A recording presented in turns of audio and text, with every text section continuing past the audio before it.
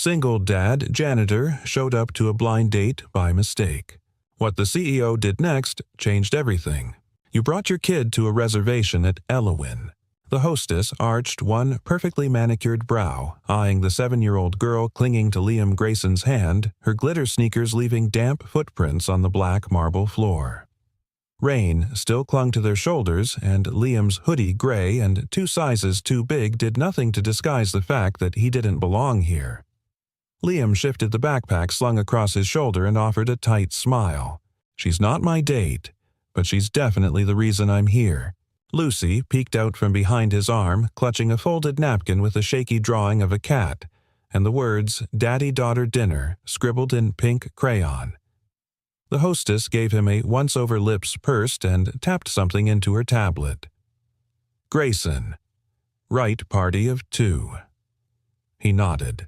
"Someone from the community board arranged a meal here. Said it was a thank you for school custodians. I figured it was a prank until we got the confirmation text." She sighed. "You're in luck. 1 table with a child note attached, window seat number 9. Follow me." Liam exhaled, heart-pounding. He couldn't afford anything on this menu if he tried. His work boots squeaked on the floor as he followed Lucy skipping beside him. At table 9, someone was already sitting. A woman. Alone. Blonde hair pinned up like it couldn't be bothered, but still elegant. Black blazer, white silk blouse, glass of sparkling water, untouched. She was scrolling her phone until she glanced up and met his eyes. Time stopped. Liam froze. She was way too polished for this to be the thank-you meal organizer. Before he could backpedal, the hostess gestured toward the table. "Grayson, party of 2, table 9. The woman looked at them, looked at the child, and instead of frowning, instead of correcting anyone, she smiled just slightly and said, "Looks like you beat me to the breadbasket." Liam opened his mouth, closed it. Lucy pulled out a chair and plopped into it with the ease of a regular. "Can I draw here?" she asked the woman. She glanced at the napkin in Lucy's hand and gave a small laugh. "As long as the cat doesn't bite." Liam sat slowly, unsure if this was some kind of test. The hostess had already disappeared. The woman wasn't reaching for her purse or saying this was a mistake. She was just there, present, unbothered. "I think there's been a mix-up," Liam finally managed. "I didn't expect to be well here. With someone." She tilted her head. "You were supposed to meet someone." "No. I mean, yes, but not like this. Honestly, I thought we'd be in the kitchen with the staff. Someone from the school system arranged this." She blinked. "You're with the school I clean floors, mop buckets, that sort of thing." Her eyes held his for a beat longer than comfortable. "Look, if this is your table," she interrupted. "And if it is—" He hesitated. She sipped her water, then leaned slightly forward. "I've had enough nights filled with wine and empty talk. If this table was meant for awkward small talk and me pretending to laugh at some finance guy's joke, I'm glad someone else sat here instead." Lucy whispered, "My daddy tells real jokes, like the one about the pickle who lost his job." The woman grinned. "Oh, I need to hear that one." Liam rubbed his forehead. "Lucy." But she was already giggling, retelling the joke with wild hand gestures.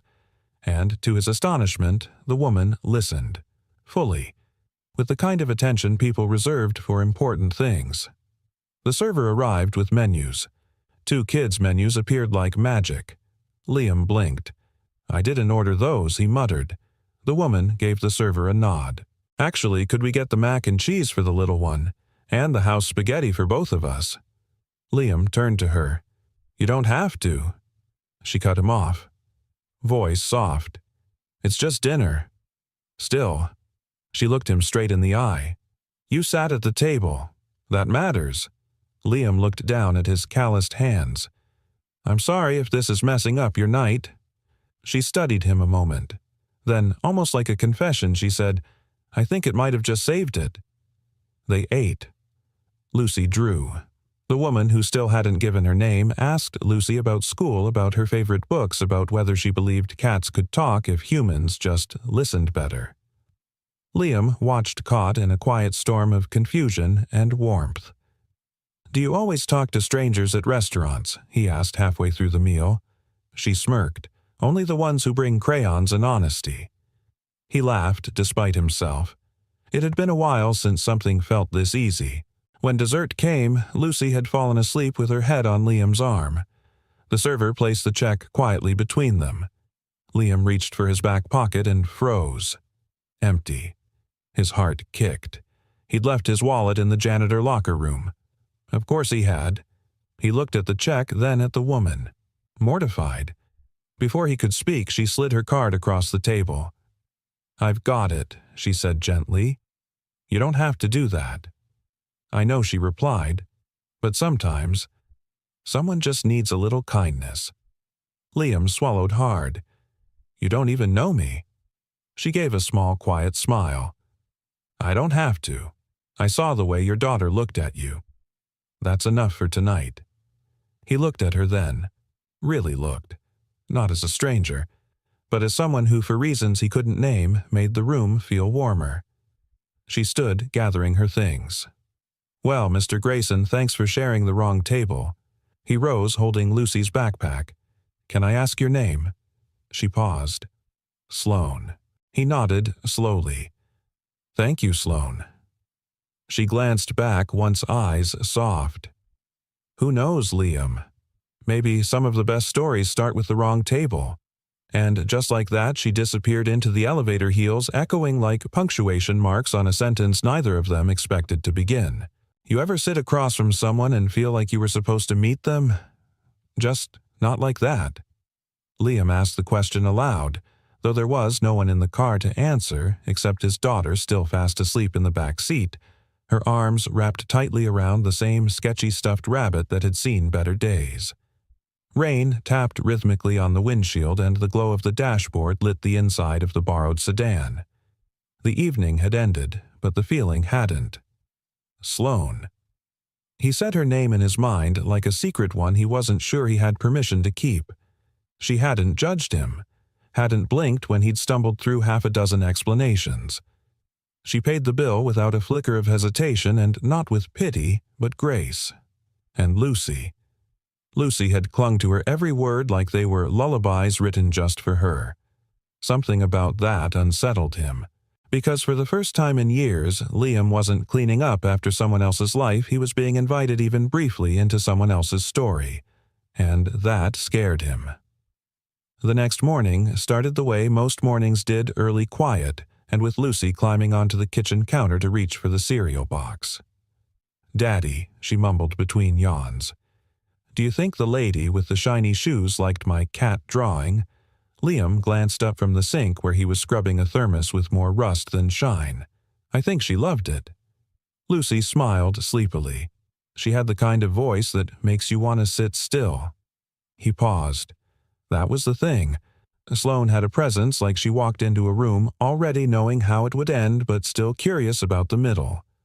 "Why did she pay for dinner?" Lucy asked, voice small. "Because sometimes people are kind just because they can be." "Will we see her again?" He hesitated. "Probably not, sweetheart."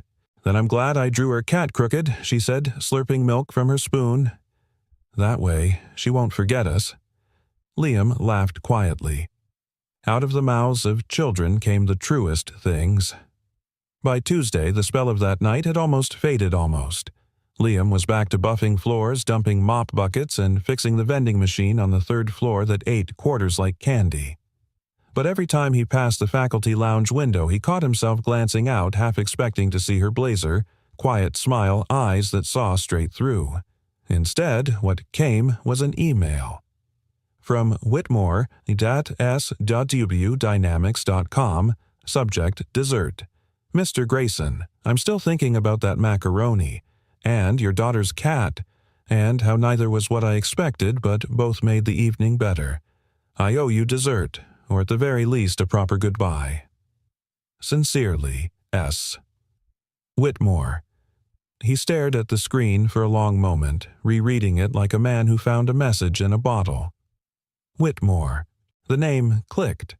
Of course, Whitmore Dynamics tech conglomerate think pieces in Forbes' keynote speeches at Davos. She was that Sloane. And she had emailed him. He clicked reply before he could overthink it. They met again that Friday at a small cafe tucked between a hardware store and a laundromat. No tablecloths, no waiters in suits, just chipped mugs and sunlight through dusty glass. Sloane arrived in a gray wool coat, no makeup, her hair loosely pinned. She ordered black coffee, no sugar. "I wasn't sure you'd reply," she said, stirring her drink, though she never added anything. "I wasn't sure you were serious." "I'm rarely not serious," she said, eyes flickering with quiet humor. "You just caught me on a good night." He smiled. "You always let strange janitors sit at your table, only the ones with daughters who draw cats like Jackson Pollock." That made him chuckle.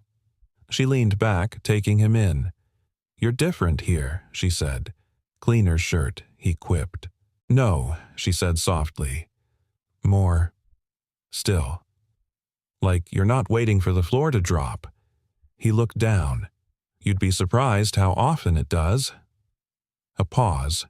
Then she said something he didn't expect. "My father used to say the most dangerous kind of man is the one who doesn't talk much but watches everything." He looked up. "And you think I'm dangerous?" She shook her head. "I think you're rare." Liam didn't know how to take that. Compliments were not part of his daily diet. He reached into his coat pocket and pulled out a folded napkin, placed it on the table between them. Her cat, Lucy's crayon sketch, crooked tail, big eyes, bold pink heart above its head. "You kept it?" she asked. "Lucy wanted me to give it back to you. Said no one draws a better cat unless they mean to come back." Sloane took it in both hands like it was something fragile. "She's not wrong. I didn't expect you to be human." She finished for him, smiling wryly. "Kind." She looked away for a moment. "That's the one thing no one expects from people like me." They sat in silence, but it wasn't heavy. It was the kind that hums beneath the surface, the kind that says, "This is not over. I'm not a project, Sloane. I never thought you were. I'm not someone who fits into a headline." "Good," she said, "because I've spent years trying to get out of them." He watched her hands trace the napkin's edge. She looked up again. "You didn't ask me what I do. You didn't ask me why I clean." They both smiled. "I have boardrooms that call me brilliant," she said quietly. "But that night, Lucy called me funny. And that meant more." Liam's voice was steady. "She doesn't give that label out often." "She shouldn't," Sloane replied. "Not everyone earns it." She stood slowly, pulled her scarf over her coat. "I meant it about dessert," she said. "Next time it's on me again. Because I'm broke." "No," she said, leaning close. "Because I want to be the kind of person who shows up, even if it's to the wrong table." And just like that she left again, but this time not with finality. This time she left a door open behind her. The next Saturday felt different before Liam even opened his eyes. Maybe it was the smell of pancakes already burning in the pan, or the soft hum of Lucy singing to herself in the kitchen while the dog from next door barked at birds like it was his sworn duty. Or maybe it was the stillness inside him, a kind he hadn't felt in years. Sloane Whitmore. The name still didn't feel real in his mouth. Too sharp, too far from his world of bleach buckets and school intercoms. And yet just yesterday she'd held Lucy's crooked cat drawing like it was art meant for framing. He stood at the doorway of the kitchen, arms crossed, watching Lucy spoon pancake batter in wild, uncoordinated swirls. "I'm practicing," she said proudly, tongue sticking out in concentration. "So next time Miss Sloane comes she won't have to pay for dessert. I'll make it." Liam smiled. "That's a pretty generous offer." Lucy nodded seriously. "Because she's the kind of lady who laughs with her eyes. I think that kind of laugh deserves pancakes." He didn't know how to respond to that. She had always had a way of naming feelings before he was ready to admit they existed. By noon, he found himself standing in front of a mirror he rarely looked into. Button-down shirt, pressed slacks, no work boots today. He stared at his reflection. It wasn't the clothes. It wasn't even about her. It was something quieter than that, like a version of himself he'd forgotten was still living underneath the layers of grief and grime. He grabbed the envelope he'd been holding onto since spring, the one marked Liam Grayson. Approved time off. 2 days. He hadn't used it when he was sick, or when Lucy had her recital, but now he had somewhere to be. He picked up Sloane that evening from outside her office, not the skyscraper headquarters, but a smaller building downtown with peeling paint and a flickering exit sign. "You work here?" he asked, stepping out to open her door. For the real things she said. "Our outreach division. This is where we fund STEM programs, build libraries, and try not to lose our souls." She wore jeans. He almost tripped seeing that. No blazer, no heels, just a navy sweater and those tired, curious eyes. She slid into the passenger seat of his battered Civic, glanced at the dashboard. "You still have a tape deck," she said, grinning. He shrugged. "And it works. Mostly." They drove in silence for a while, comfortable like background noise between two people who didn't need to impress anymore. So she said, staring out the window, "Are you taking me somewhere fancy?" "Nope." "Romantic nope." "Then where?" He turned onto a gravel path and pointed. "There." She followed his finger and blinked. A small white house with a crooked porch. Wind chimes rusted from years of sun. A garden out back with tulips growing wild like they had a mind of their own. Sloane stepped out of the car slowly. "Whose house is this?" "My mother's," he said. "She passed it to me after Caroline." A pause. "Caroline was your wife?" He nodded. "This is where we lived when Lucy was born. Where she took her first steps on a patchy rug. Where Caroline would burn spaghetti every other Tuesday and laugh like it was a comedy show." Sloane looked around, quiet. "I haven't brought anyone here since he added, but I wanted you to see me. Not the janitor, not the guy at table 9. Just me." She stepped up the porch. The wind chimes clinked once like applause in a room full of ghosts. Inside, the lights were soft. The air smelled like rosemary and old books. Lucy's drawings lined the hallway, some faded, some proudly recent. Cats, stars, crooked hearts. "This is the realest place I've been in a long time," Sloane said. Liam handed her a glass of lemonade. "Welcome to the part of my life I never thought I'd share again." They sat on the back porch as the sun dipped below the trees.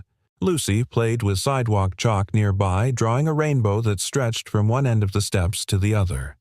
Sloane leaned back in her chair. "My mother left when I was 10, she said suddenly. Liam turned to her surprised. "She said the world was too small for her dreams. My father told me women who cried were weak, so I stopped crying. And I worked. And I built things. Big things. But I forgot how to be small." Liam's voice was low. "Being small isn't weakness. Sometimes it's the bravest thing a person can do." She looked at him, a softness returning to her face. "I envy Lucy," she said. "Why? Because she looks at you like you're a whole world. No job title, no bank balance. Just Dad." Liam smiled. "She saved me, you know, after Caroline. I wasn't sure how to breathe without her, but Lucy would crawl into my lap and say, 'It's okay, Daddy, I'll breathe for you.'" Sloane closed her eyes. "That's what love is, isn't it?" she whispered, "breathing for someone when they can't." He didn't answer. He didn't need to, because in that moment there were no labels, no misunderstandings, just two people on a porch watching a child draw rainbows between their feet. And somewhere between the wind chimes and the chalk dust, something healing passed between them, unspoken sacred. She turned to him before they went inside. "I don't know where this goes," she said, "but I haven't felt this safe in a long, long time." He looked at her. Really looked. "You don't have to know where it goes," he said. "You just have to know you're welcome here." and she nodded once slowly as if to say, "I'll stay for as long as you'll let me." "I burned the bread," Liam said flatly, holding up the blackened slice like a declaration of war. Sloane stood in the doorway of the small kitchen, arms crossed, eyes dancing with amusement. "You invited a billionaire to dinner and forgot how to use a toaster. I didn't forget." "The toaster betrayed me." From behind the counter, Lucy chimed in. "He also dropped the spaghetti in the sink the first time, but we don't talk about that." Liam shot his daughter a look. "We're a team. Remember, teams tell the truth," she replied, grinning as she waved a crayon-smeared sign she'd made that morning. "Welcome, Miss Sloane. Please like our spaghetti." Sloane laughed, stepping into the kitchen. "I feel like I just walked into a sitcom I didn't know I needed." The house smelled like garlic, a bit of singed bread, and something unmistakably warm home in its most imperfect, wonderful form. Liam stirred the pot with exaggerated focus. "I told you this isn't fancy. That's why I came," Sloane said gently. Lucy tugged at her hand. "I saved you the best seat. It's next to mine, but doesn't wobble as much." Sloane followed her to the living room where the old dining table had been set with unmatched plates, a vase of hand-picked dandelions, and a flickering candle wedged into a mason jar. She sat down and looked around the room. There were no chandeliers, no panoramic skyline views, just peeling wallpaper shelves of children's books and a drawing of a cat with too many whiskers taped proudly to the fridge. And yet it felt like the safest place she'd been in months. Liam brought the pasta to the table, shrugging sheepishly. "It's the only thing I know how to cook that doesn't involve a microwave and regret." Sloane twirled her fork. "You're underselling it. I've had Michelin-starred meals with less soul." Lucy nodded sagely. "This is the recipe Daddy made when I cried because my best friend moved away. It's healing spaghetti." Liam raised a brow. "I did not approve that branding." Sloane leaned forward. "How much for the trademark?" They all laughed, and for a while time softened its edges. They told stories. Lucy recounting the tale of a squirrel who stole her sandwich at the park. Liam remembering how Caroline used to hum while stirring sauce, never realizing it was off-key. And then Sloane shared something. "When I was 7, she said slowly, I tried to bake cookies by myself. My mom had already left by then, and my dad was busy being someone important." She paused, watching the candle flicker. "I burned them. Bad. Set off the alarm. Fire department came. I thought they were going to arrest me. Instead, the chief knelt down, gave me a high five, and said, 'Some fires are just learning, trying to get out too fast.'" Liam set his fork down, listening. Sloane continued, her voice soft. "That night I decided if I ever made it, I'd make room for people who burn cookies." Lucy tilted her head. "Do you still burn them?" "Sometimes," Sloane said, smiling faintly, "especially when I forget to slow down." There was a silence after that, not empty but full. The kind that says, "I see you. I hear what you didn't say out loud." After dinner, Lucy retreated to the living room to draw. Sloane helped Liam clear the dishes. They stood at the sink, shoulder to shoulder, sleeves rolled up. "You don't have to wash," he said. "I don't have to do a lot of things," she replied. "But sometimes I like to feel useful." He handed her a dripping plate. "You run an empire, and yet this feels more productive." Liam glanced sideways. "You surprise me." Sloane met his gaze. "You steady me." The words landed like a soft thud between them. Neither moved for a second. Then Lucy called from the living room, "Miss Sloane, do you want to see my storybook?" Sloane smiled. "I thought you'd never ask." She sat beside the girl on the carpet as Lucy flipped through pages filled with messy lines and bold colors. Stick figure families, cats with sunglasses, a dragon who said, "Please and thank you." This one, Lucy said, pointing, is a story about a lady who wears black coats and saves the day by being nice when no one expects it. Sloane blinked. "That's oddly specific." "It's fiction," Lucy declared, "but also maybe true." From the kitchen, Liam watched them, Sloane's hand resting gently on Lucy's back, her expression soft, unguarded. There was something in the way she listened that made his daughter glow, and it really hit him that this wasn't about romance or gratitude or even second chances. It was about presence. About how some people walk into your life and sit still long enough for the pain to loosen its grip. Later that night, after Lucy had fallen asleep mid-sentence with her head on Sloane's lap, Liam stood at the doorway of the living room. "She hasn't done that with anyone since Caroline," he said quietly. Sloane looked down at the sleeping child, then back at him. "I didn't do anything. You showed up. That's everything." She gently laid Lucy down on the couch and rose to her feet. At the door, she hesitated. "This isn't casual for me," she said, "and I don't know what comes next." Liam nodded. "I'm not asking for promises." She looked at him, eyes raw and sincere. "Then what are you asking for?" He took a slow breath. "Just keep showing up. We'll figure out the rest." Sloane stepped closer, reached up, and brushed a bit of chalk from his shirt collar. Her fingers lingered. "I'm not used to someone meeting me where I actually am," she whispered. "Then stay, and let that be the new usual." She didn't say yes. She didn't have to, because the way she looked at him, like the chaos had finally given her something to hold on to, was already an answer. And outside, as the wind stirred the chimes, the world remained unchanged. But inside that house, something quietly extraordinary had begun to bloom. It started with a flash. One click, one photo. Liam was carrying Lucy on his shoulders down Main Street after a Sunday visit to the bookstore Sloane, walking beside them with a paper bag full of used children's books and a coffee cup in hand. She wasn't in heels or a suit. She was wearing jeans, a soft gray sweater, and that rarest expression, peace. None of them noticed the man across the street. Telephoto lens, quiet angle, 1 second of ordinary joy frozen. By Monday morning, it was everywhere. Billionaire CEO's mystery man, who's the janitor with the heartthrob smile from Mop to maybe more Sloane. Whitmore, spotted with single dad, sleeping with the help, Whitmore's unlikely romance shocks investors. Liam stood in the faculty break room of the elementary school, phone buzzing non-stop in his back pocket. The coffee machine hissed beside him as he stared at the screen in disbelief. His name wasn't even in the headlines, just the janitor, as if the rest of him didn't exist.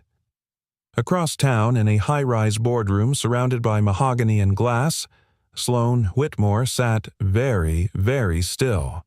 The screen on the wall projected the photos in full resolution, Liam tying Lucy's shoe, Sloane laughing. A moment frozen where her hand brushed his back. Her chief communications officer cleared her throat. "We need to get in front of this. Immediately." Sloane said nothing. The board chair leaned forward, fingers steepled. "You've built a brand on vision restraint and elite strategy.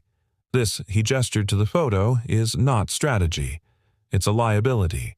"I see a man and his daughter," Sloane said coolly. "Not a crime scene.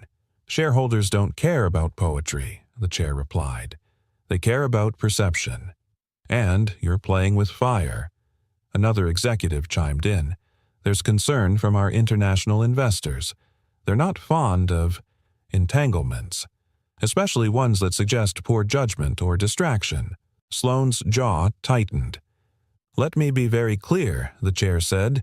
"You either issue a clarification and put this to rest, or we revisit your position as CEO at quarter end." The silence that followed was cold enough to frost glass.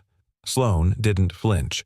She simply stood, smoothed her blazer, and walked out of the room. At noon, Liam's phone finally rang. It wasn't Sloane. It was the school principal.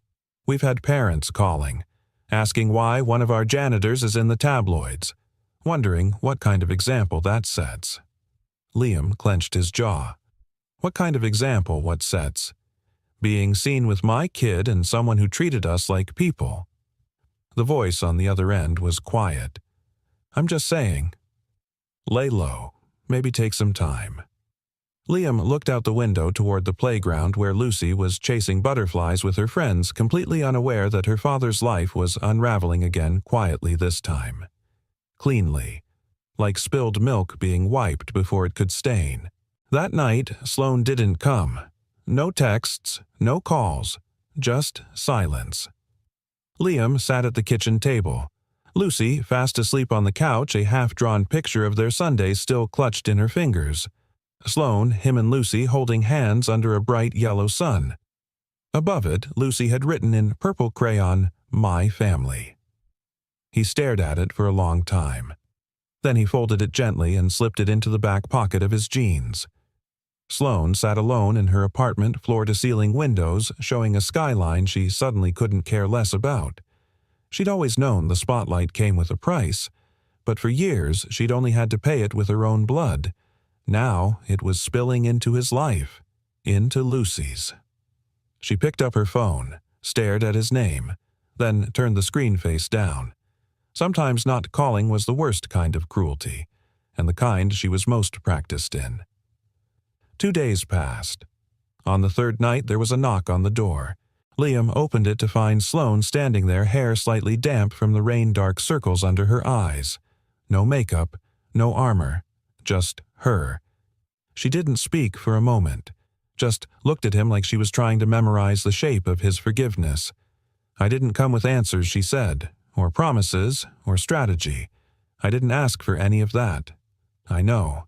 That's why it's harder." She exhaled shakily. "They wanted me to denounce you." His eyebrows lifted. "Clarify that you were a family friend, a fleeting acquaintance, that it was a misunderstanding." And I walked out of the room. A pause. "Then I'm scared," she admitted. "So am I," he said quietly. "But I'm not scared of them." She blinked. "I'm scared of Lucy asking where you went and me not having an answer that won't break her heart." Sloane stepped closer. "I thought disappearing would protect you. Disappearing is what people do when they think we're not worth standing beside." He held her gaze. "And I know that's not who you are." Her voice wavered. "You make me want to be better." "No," he said gently. "I make you feel safe enough to stop pretending you're not already good." Sloane looked down, trying to breathe through the ache in her throat. "Do you hate me?" she whispered. Liam stepped forward. Slowly, deliberately. "No," he said. "But I'm done apologizing for the life I built, for being someone who mops floors and sings lullabies, for not fitting into their glass towers." He reached into his back pocket, pulled out the folded drawing. She unfolded it with trembling hands. 3 figures under a yellow sun. My family. Her knees almost buckled. "I'm not trying to ruin your life," she choked. "You didn't ruin anything," he replied. "You just showed the world something real. And they don't know what to do with real." He looked at her. "So, let's show them." A long silence. Then, with a shaking breath, Sloane took his hand. "I'm tired of being someone I have to defend. I want to be someone I'm proud of, when Lucy draws me in." "You already are," he said. "You just forgot." They stood there, just holding on to each other as the world outside scrolled, tweeted, speculated, and forgot how to feel. Inside, something stronger took root, not romance or escape, but courage. The silence that followed wasn't angry. It wasn't cold. It was worse than that. It was careful. For the next week, they didn't speak, not out of pride or resentment, but because both of them were too afraid to be the one who made things worse by speaking too soon or not soon enough. Liam went to work, mop in hand, headphones on, scrubbing away the whispers that trailed behind him. "Is that him? Looks normal to me. He's the janitor who's with her, right?" At first he tried to ignore it. Then one morning Lucy ran out of her classroom, tears in her eyes, clutching a pink paper crown she'd made in art class.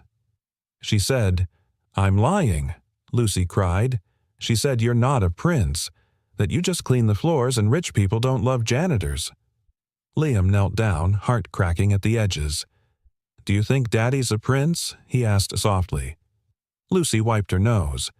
"You're the kind that doesn't need a castle to protect someone." He pulled her into a hug, tucking her head beneath his chin. "Well, then I guess the rest doesn't matter, does it?" But it did matter. Not because he wanted money, or headlines, or to prove anything. It mattered because Lucy believed in magic again. And now the silence was beginning to erase it. Sloane sat in her apartment surrounded by unopened takeout containers and a tower of untouched emails. Her phone buzzed every few hours, press inquiries, board messages, journalists offering to humanize her for a fee. She didn't care. She stared at a piece of paper on the table. A child's drawing. 3 people under a crooked yellow sun. My family. The simplicity of it was unbearable. It didn't ask for approval. It didn't care about status. It just was. Sloane hadn't spoken to her father in 5 years. The last thing he said to her was, "You'll never be loved for who you are, only for what you can do." And she'd built her empire trying to prove him wrong. But now that she'd found someone who did see her without edits, without masks, she'd frozen. Fear didn't always shout. Sometimes it simply asked, "What if this is the one thing you can't keep?" Friday evening, Liam sat at the kitchen table sorting Lucy's school forms, but his hands kept drifting to his phone. He didn't open her messages. Didn't dare. The last one had simply read, "I'm sorry. I thought disappearing would protect you." He read it 100 times. It didn't protect him. It just reminded him how easy it was for powerful people to vanish. At bedtime, Lucy curled into him on the couch. "Is Miss Sloane gone forever?" she asked. Liam brushed a strand of hair from her face. "No, sweetheart. She just needs time." Lucy frowned. "Did we do something wrong?" His throat tightened. "Not at all." She leaned into him, her small voice soft. "Then why didn't she come back?" Liam couldn't answer. 3 days later, he found both girls, Lucy and her best friend, sitting at the dining table surrounded by crayons and glue sticks. "We're making her a picture," Lucy explained. "A new one. The old one got ruined by the news." Liam blinked. "What kind of picture one where we bring our hearts?" She held up a drawing. 3 stick figures again. But this time they all held hearts in their hands, big, bright red ones that covered their chests like shields. Above it she'd written, "We bring our hearts. Please come back." Liam stared at it for a long time, eyes stinging. Then he stood up and grabbed his jacket. "We're going to see her," he said. Lucy's eyes lit up. "Really?" He nodded. "We don't let good people disappear quietly." It was raining when they reached her building. Liam parked 2 blocks away, took the side streets, and carried Lucy in his arms through the mist. No cameras this time. No shouting headlines. Just footsteps, pavement, and hope. At Sloane's door, the original drawing was still there, weathered and curling but intact. He took Lucy's new drawing and gently taped it just below the first. Then they stepped back. Lucy stretched her arms wide like she was preparing for the hug of a lifetime. "I'll wait right here," she whispered. Inside, Sloane was on the floor surrounded by unopened books she'd promised herself she'd read. Organizing them had been a distraction, a way to avoid facing the fact that she'd built a fortress out of silence and called it safety. The knock came quietly. Then another. She froze, and then she heard its soft laughter. A tiny voice saying, "Hearts. Big ones." She moved slowly to the door, and when she opened it, Lucy was standing with arms outstretched, face tilted up, rain speckled across her cheeks. Sloane dropped to her knees. "I missed you." She choked out, wrapping the girl in a hug so tight it trembled. "I made you this," Lucy whispered, pressing the drawing against her coat. Behind them, Liam stood, hands in his pockets, his eyes holding 1,000 things he didn't say. Sloane looked up at him. He didn't speak. She rose slowly, still holding Lucy, and stepped forward. The wind moved through them like a sigh. A second chance taking shape. "Why did you really come?" she asked. He exhaled. "Because I can live without the world, but not without this." She blinked back tears. "I thought I had to protect you from it all." "You were protecting us by leaving," he said gently. "But that's not protection. That's pain." Sloane stared at him for a beat. Then she stepped aside. "Come in," she whispered. They entered together. No headlines, no cameras, just 4 hearts, 1 adult and 1 child holding hands and 2 others scarred but open. Inside, the silence finally broke, not with noise, but with belonging. The invitation arrived by accident. At least that's what Liam thought at first. A crumpled white envelope left in the staff mailbox of the elementary school addressed simply Mr. Liam Grayson. Inside, a thick cream card with gold trim printed with the emblem of the Whitmore Foundation's annual Education Summit. The kind of event where governors gave speeches and hedge fund managers clapped politely. And now, a janitor was apparently on the guest list. Taped to the back was a yellow sticky note in handwriting he knew by heart. I want them to see you. Not as a story, as you. S.W. He stared at the note for a long moment, then at his own reflection in the smudged window. Most days Liam tried to disappear into the background. Today, maybe that needed to change. The venue was a glass cathedral of power, the kind of place where everything echoed, even your breath. Floor-length banners lined the marble hallway quoting famous educators and industry giants. At the end of the corridor, 2 security guards in suits looked at him with polite confusion. "You're here for the facilities team," one of them asked. Liam didn't flinch. "No, I'm here for the main event." The man's brows arched, but he checked the list. His expression shifted. "Right this way, Mr. Grayson." Inside the main auditorium, the lights dimmed. A hush fell over the crowd of executives, donors, and political figures. On stage stood Sloane, poised in a navy blazer, her blonde hair tucked back, eyes calm but burning with something deeper. Not charm, conviction. She began. 4 weeks ago, she said a photo of me appeared online. Me walking with a man and a little girl. It went viral not because of what we were doing, but because of who we were. Or, rather, who people thought we were. The crowd stirred. She continued, her voice unwavering. They called it a scandal, a distraction, a PR mess. But what they didn't call it was true. A murmur rippled through the room. She nodded toward the side of the stage. Liam stepped forward. At first, the room didn't know how to respond. Was this a segment, a stunt? But Sloane's voice carried them forward. "This man," she said, "is not a scandal. He is not a mistake. He is a father, a builder, a protector, a human being who taught me more about purpose in 3 dinners than any boardroom ever has."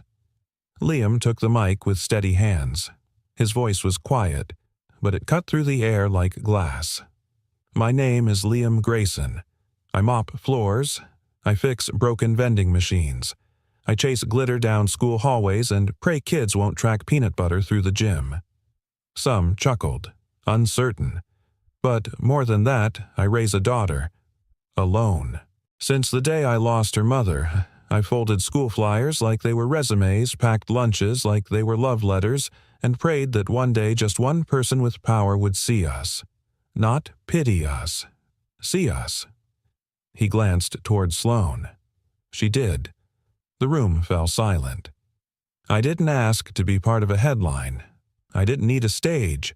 But if being here today means someone else like me, someone quiet, someone overlooked gets a little more dignity, then I'll stand here and let you see me." He stepped back. Sloane took his hand, not subtly, not strategically. Openly. Gasps. Phones lifted. Cameras clicked. But this time the narrative was different. Because the story wasn't about scandal anymore. It was about courage. That night, they sat on a park bench just a few blocks from the summit venue. Liam had taken off his suit jacket, loosened his collar. Sloane kicked off her heels. Lucy sat between them, her legs swinging, licking the last bit of ice cream from a cone. "Did we change the world today?" she asked, her mouth sticky. Liam smiled. "Maybe just a corner of it."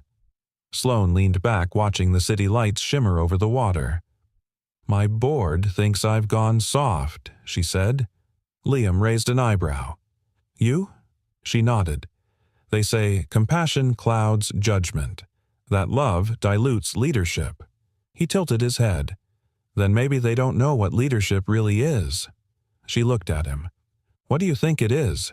He thought for a moment. "I think real leaders aren't the ones who command the room. They're the ones who quiet it down long enough to let someone else be heard." She didn't speak, just reached over and gently took his hand in hers. Not because the world was watching, but because finally she didn't care if it was. Later, after Lucy had dozed off in the back seat, Liam pulled the car into the driveway of his mother's old house. The wind chimes rattled gently in the night air. They stood outside for a moment, neither of them wanting to break the stillness. "You didn't have to speak today," Sloane whispered. "But you did." He looked at her. "You didn't have to fight for me. But you did." She stepped closer. "I think I'm starting to understand something." "What's that?" "That love isn't found in headlines or grand gestures.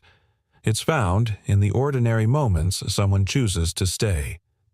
Liam brushed a strand of hair behind her ear. "Then let's keep choosing." They stood in the doorway of the home that once held grief, now slowly making room for something else, something gentle, deliberate, and real. Because sometimes the most powerful stand a person can make is choosing to stay when it's easier to walk away. The boardroom was colder than usual, not in temperature, but in tone. 12 faces sat around a long glass table, each one carved in stone. Their suits were pressed. Their pens clicked in rhythm. The only color in the room came from a bouquet of white orchids perched in the center like a silent witness to what was about to unfold. Sloane stood at the head of the table. No notes, no slides. Just her. The woman they once called the Ice Queen of Innovation had traded her steel-trimmed armor for something more dangerous: conviction. One of the directors cleared his throat. "Before we begin, Ms. Whitmore, we'd like to address the matter of optics," Good Sloane said, "because I'm done hiding behind them." That silenced the room. Another member leaned forward. "You made a public appearance last week with a man who has no connection to our corporate standing, no pedigree, and let's be frank, no strategic value. You stood beside him, hand in hand, on a stage we fund." Sloane met his gaze. "And I'd do it again." The air cracked. "What's at stake here," he continued, "is not your personal life, it's our shareholders' confidence. You were hired to project strength."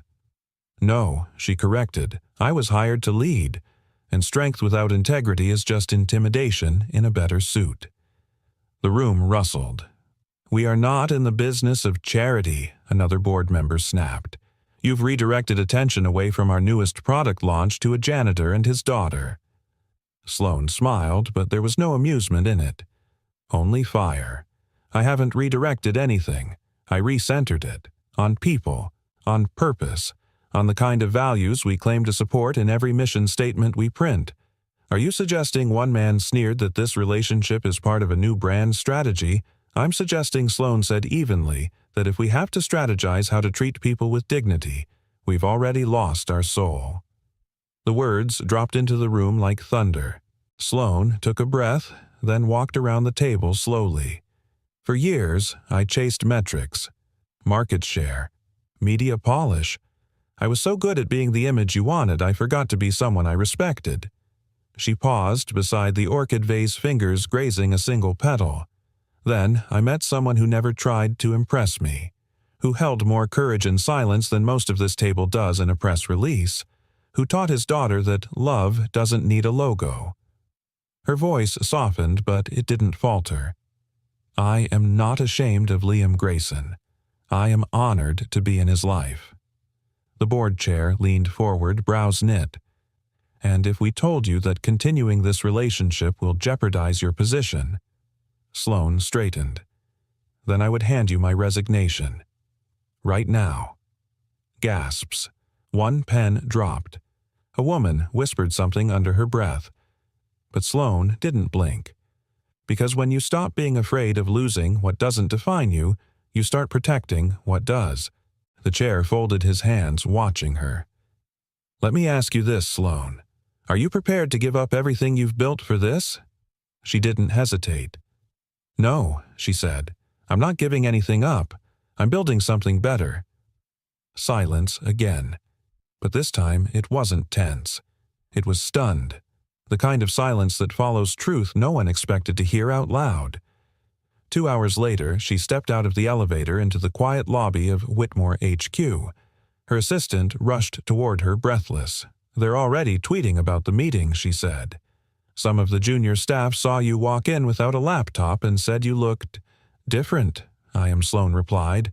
"What should I tell the PR team?" Sloan paused, then smiled. "Tell them to clear my schedule this weekend. For what, I owe a little girl a drawing lesson." At the same moment across town, Liam was cleaning out a clogged pipe in the elementary school kitchen. His shirt was damp and he had chili stains on both sleeves. The school secretary popped her head in. "Mr. Grayson," he looked up. "There's a woman online asking for you. Says it's urgent." He wiped his hands and picked up the phone. "Sloan," her voice came through soft but certain. "I just walked away from the safest job in America." Liam's heart stopped. "What happened? I chose something they didn't understand."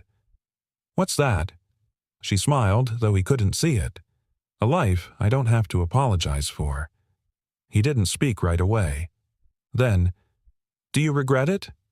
"No," she said. "Because for the first time I didn't compromise who I was. I defended her." Liam leaned against the wall, the tension in his shoulders softening. "You didn't have to do that for me," he said. "I didn't," she replied. "I did it for the girl who used to cry herself to sleep because she thought love was weakness. And for the man who taught me that quiet strength changes more than power ever could." There was a long silence. Then he said, voice low, "Come over for dinner." "Still spaghetti," she teased. "Always." She laughed. "I'll bring the crayons." "Bring yourself," he said gently. "That's all we ever needed." That night, as the sun dipped low behind the rooftops, Liam stood on his porch watching the sky turn gold. Lucy burst through the front door barefoot, waving a sheet of paper in the air. "Daddy, look, I wrote a new story." He knelt down. "What's it about?" "It's about a lady with a secret cape who saves people. But she doesn't do it by fighting. She does it by listening and choosing what's right even when it's hard." Liam smiled, heart full. "And what's her name?" Lucy tilted her head, thinking. Then grinned. "Miss Sloan. But in the story, I call her the Braveheart Lady." He kissed her forehead. "That's perfect." Moments later, headlights rolled up the gravel path. And Sloan stepped out of the car, not in heels, not in armor, but in soft clothes and steady steps. She didn't bring gifts, didn't bring grand gestures. She brought herself, and for this family that was more than enough. The first time Sloan knocked on the door of Liam's house, it had been raining. This time it was golden hour. The porch was still uneven. The same chipped paint clung to the rails. But everything felt different, warmer, like the house had been holding its breath for years and was finally ready to exhale. Liam opened the door before she could knock twice. "You're early," he said, smiling. "You're surprised a little." She held up a brown paper bag. "I brought garlic bread." He stepped aside. "Then you're forgiven." Inside the house was clean but lived in. A pile of library books on the coffee table. A drawing of a stick figure family taped to the fridge. The scent of spaghetti and basil filled the air like an embrace. Lucy ran in from the living room, crayons still in hand. "You came back," she shouted. "I promised, didn't I?" Sloan crouched to her level, arms wide, and brave ladies always keep their word. Lucy tackled her in a hug. "You smell like noodles," she said. Sloan laughed. "I take that as a compliment." They sat down at the dinner table. No candles, no centerpiece. Just 3 plates, 1 wobbly chair, and more heart than most 5-star restaurants ever dreamed of. "Daddy put mushrooms in the sauce this time," Lucy whispered like it was a secret. Sloan winked. "He's getting fancy." Liam poured water into 3 mismatched glasses. "Don't let the presentation fool you. I still overcook the noodles." "I like them mushy," Sloan said. "Easier to taste the love." He looked up just for a second, and their eyes locked. And in that small moment, filled with nothing but silence and spaghetti steam, everything felt right. Like they'd finally stopped surviving and started living. After dinner, Lucy retreated to her room with a stack of fairy tale books and a blanket fortress. Liam and Sloane stood on the porch again, 2 coffee mugs between them and 1,000 unspoken words still in the air. "I keep thinking," she said quietly, "about what you said at the summit." He turned to her. "When you said that you weren't looking to be seen as a story." "Just seen?" She paused. I spent so many years being the headline I forgot how to be human. You reminded me." He took a breath. "I wasn't trying to teach you anything." "But you did." They sipped their coffee in tandem. The sun dipped behind the trees, leaving only lavender streaks in the sky. Sloane set her mug down. "I'm scared," she confessed. Liam raised an eyebrow. "Of what that I left one world behind, and I'm not sure I know how to build the next one." He nodded slowly. "That's fair." "And you?" she asked. He looked out across the yard. "I'm scared that if I finally let myself believe in something good, it won't last." The words hung between them like a delicate thread. Then Sloane stepped closer, voice soft but firm. "Maybe we don't need to build a whole world right away. Maybe we just build one dinner, one bedtime story, one morning with coffee and no headlines." Liam smiled faintly. "That sounds a lot like hope. Hope with garlic bread," she said. "The best kind." Later that night, as the house settled into stillness, Lucy's voice called out from the bedroom. "Miss Sloane." She stepped into the doorway. "Yes, sweetheart." Lucy sat up, hair tousled, clutching a plush bunny. "Can you read me a story? Daddy always does the voices, but I want to hear your version." Sloane walked over, heart full, and sat beside her. She picked up the book on top of the stack, The Girl Who Found the Stars. As she read, her voice cracked on the line, and when she stopped chasing the light, she realized it had been inside her all along. Lucy didn't notice. She was already asleep. But Liam, standing quietly in the hallway, did. He watched Sloane close the book, gently tuck the blanket a little tighter around Lucy's shoulders, and kiss her forehead like it was the most natural thing in the world. When she turned to see him, he didn't say anything. He just stepped forward and took her hand. And for the first time, there were no words left to prove, no walls left to defend. Just 2 people, quietly becoming a family. Outside, the stars blinked awake one by one. Not for grandeur, not for applause. Just to remind the world sometimes the most beautiful light is the one that returns steadily, tenderly, and without needing permission. 6 weeks later. The room wasn't much to look at. White walls, gray carpeting, fluorescent lights that still buzzed when the AC kicked in. A faded poster about cyber safety hung near the door, curling at the edges like it had given up trying to matter. But inside that ordinary space, something extraordinary was happening. Because this was no longer just a forgotten classroom. This was the innovation hub. And today, it didn't have a sign on the door, or a dress code, or even an official title. Because in this room, no one wore labels. Not janitor, not CEO, not student, not failure. Just people, thinking, building, learning. Liam stood by the whiteboard, scribbling out a messy diagram of how legacy systems handle encrypted data flow.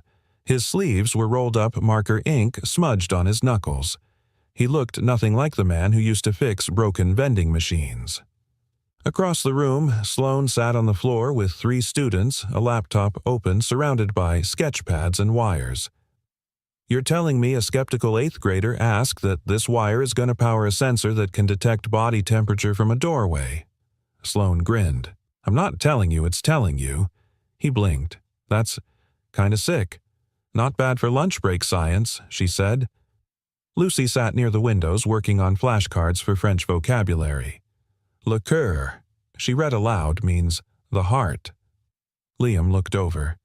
"That one you'll need," he said. "Why?" "Because anything you build without heart won't last." Sloane looked up at him, smiling. It wasn't just a moment. It was the kind of line that kids would remember long after the laptop stopped booting and the paint began to peel. Principal Hughes stood just outside the doorway, arms crossed, watching with cautious curiosity. After the board meeting and Sloane's quiet but thunderous resignation, the school district had offered her a consulting role to help redesign after-school programming. She accepted with one condition. She wanted Liam as her partner. It had raised some eyebrows, but no one could deny the results. Attendance was up. Disciplinary referrals were down. Students who hadn't spoken a full sentence all semester were suddenly showing up early, asking for extra time in the room. Even teachers had begun dropping by not to supervise, but to sit in, to listen, to remember what it felt like to be inspired. After the last student left that afternoon, Sloane sat on one of the tables sipping from a travel mug. "You realize," she said, "we've accidentally built the only room in this building where no one feels like they don't belong." Liam leaned back in the chair across from her. No plaques, no job titles, just people doing work that matters. She glanced around. "It's not fancy," she said. "No touchscreen walls, no ergonomic chairs, no pretense," he added. She looked at him. "Do you ever miss it?" she asked. The world we left behind, Liam was quiet for a moment. "I miss the paycheck sometimes," he admitted with a smirk.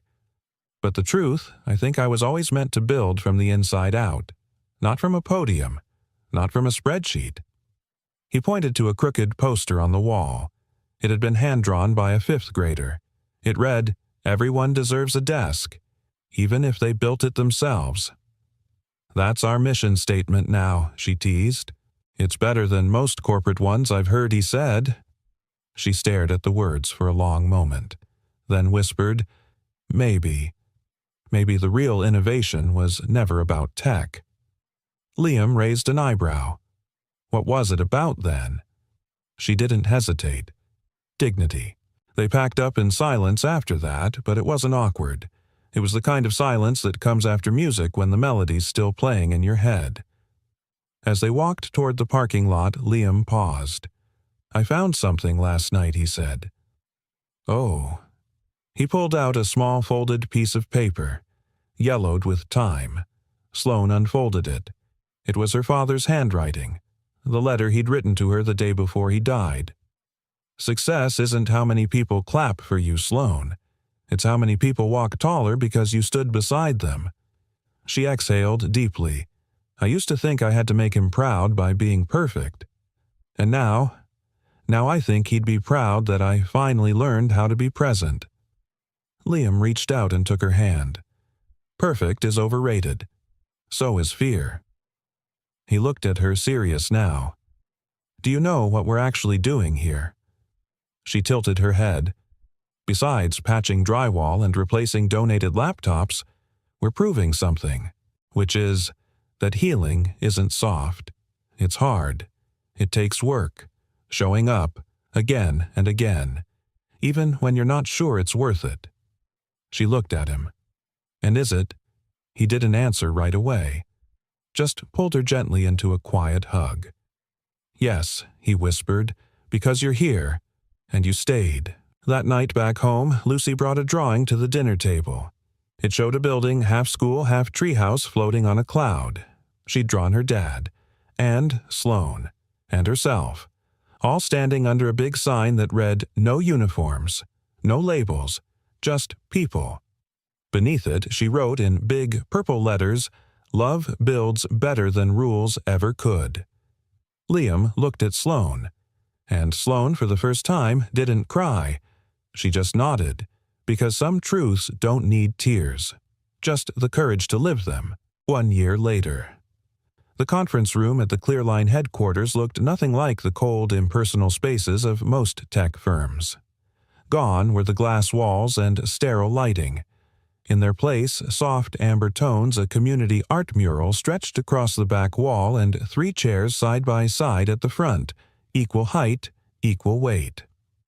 Liam Cole, in a crisp but simple suit, adjusted his tie nervously. Sloane Reed, now simply Sloane, no title, no corporation behind her name, offered him a reassuring smile. Between them, Lucy swung her feet under her chair, a matching name badge pinned proudly to her dress. Lucy Cole, official Kid-in-Chief.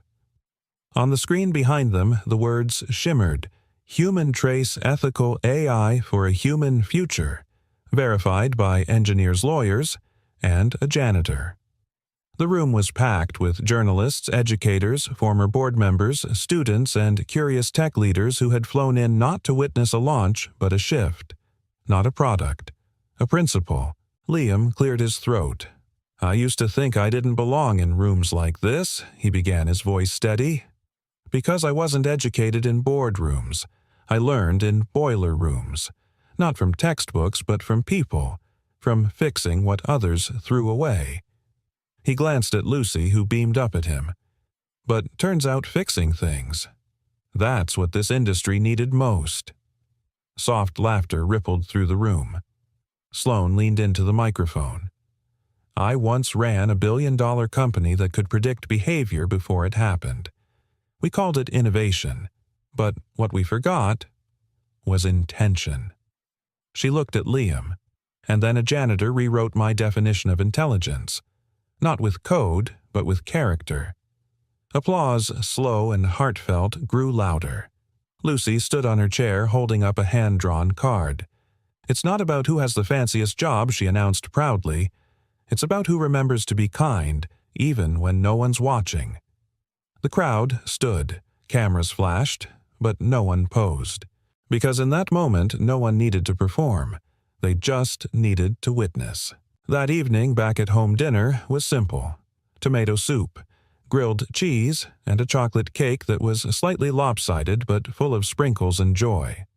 Sloan lit the candles while Lucy set the table, insisting on the fancy napkins, even if they didn't match. Liam brought in a small wooden box, worn and weathered. "What's that?" Sloan asked. He opened it gently.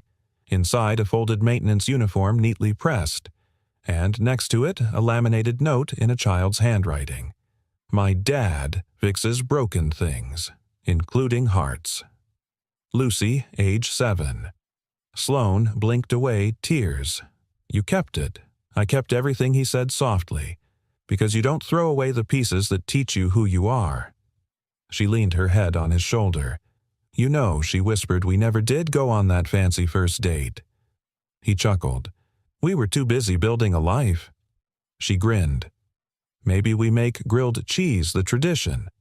"I could get behind that," he said, "especially if it comes with you." Later that night, as Lucy drifted off to sleep beneath a ceiling of glow-in-the-dark stars, Sloan and Liam sat on the porch, the autumn wind brushing their faces.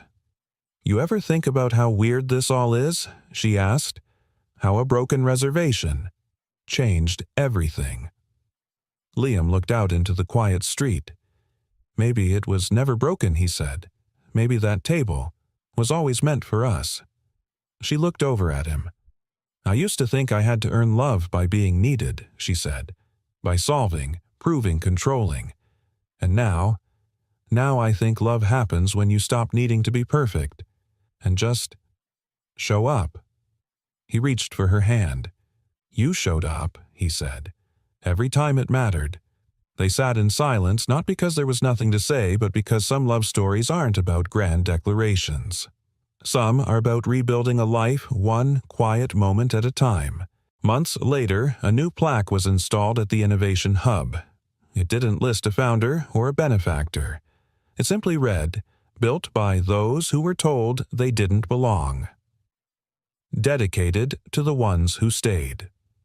Anyway, next to it hung 3 photos. One of Liam laughing mop in hand, one of Sloan barefoot in the tech lab sleeves rolled up, and one of Lucy drawing hearts on a whiteboard surrounded by children. Because in the end, they hadn't just changed a system. They'd rewritten what a family looked like, what redemption sounded like, what hope felt like. Some stories end with fireworks, others with a kiss. But this one, it ended with a dinner table imperfect, mismatched, a little wobbly, and completely, beautifully full. And maybe that's what it means to truly belong. Not to fit into someone else's world, but to build one where kindness, courage, and quiet love are finally enough. What about you? Where in the world are you watching from? We'd love to know which part of this story touched you the most. Was it the janitor's quiet strength, the little girl's wisdom, or the moment they chose family over fear? Leave us a comment. Your voice matters here more than you know. And if this story moved you, inspired you, or simply gave you a moment of peace, don't forget to hit that subscribe button and turn on the bell. We've got many more stories coming, each one written to heal, to uplift, and to remind us that even the smallest acts can rewrite someone's life. Thank you for watching. Your time, your heart, your presence, they mean more than you know. Until next time, take care of yourself and someone else too.